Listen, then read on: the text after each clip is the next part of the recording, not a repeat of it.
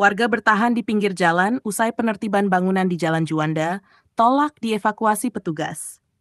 Penertiban bangunan liar di Jalan Juanda kembali memunculkan momen dramatis. Sejumlah penghuni bangunan yang terdampak memilih melakukan aksi diam dengan duduk dan tidur di pinggir jalan setelah tempat tinggal mereka dibongkar oleh petugas gabungan Senin tanggal 22 Juli.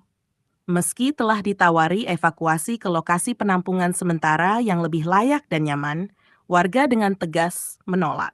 Mereka memilih bertahan di lokasi sebagai bentuk protes atas pembongkaran yang dianggap mendadak dan tidak memberi cukup waktu untuk mencari alternatif tempat tinggal.